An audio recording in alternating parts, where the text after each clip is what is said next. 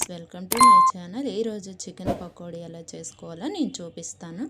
ఒక బౌల్ తీసుకొని అందులో 100 గ్రామ్స్ చికెన్ వేసుకొని అందులో 2 స్పూన్ కార్న్ఫ్లోర్, 2 స్పూన్ శనగపిండి, 1 స్పూన్ జీలకర్ర ధనియాల పౌడర్, 1 స్పూన్ అల్లం వెల్లుల్లి పేస్ట్, 1 స్పూన్ ఉప్పు, ఇంకా 2 స్పూన్లు కారం, ఒక నిమ్మ చెక్క వేసుకొని బాగా కలుపుకోవాలి.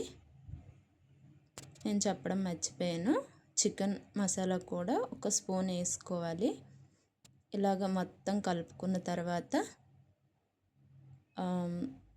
ఒక 10 నిమిషాలు పక్కన పెట్టుకోవాలి. అంటే ముక్కలకి బాగా పట్టాలి కదా. ఈలోగేమో స్టవ్ ఆన్ చేసి కడాయి పెట్టుకోవాలి. మన ఛానల్ ఫస్ట్ టైం చూసినట్టయితే సబ్స్క్రైబ్, లైక్ చేసుకోండి. ఇప్పుడు ఆయిల్ వేసుకోండి. ఆయిల్ వేసిన తర్వాత అది బాగా కొంచెం హీట్ ఎక్కాలి.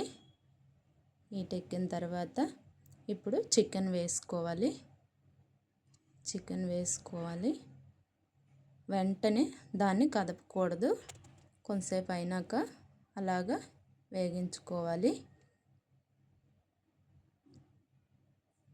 రెడ్గా బాగా వేగినాక ఇంకా తీసేసుకోవడమేని. ఇలా చేసుకుంటే చాలా టేస్టీగా ఉంటుంది. ఎంతో రుచికరమైన చికెన్ పకోడీ రెడీ.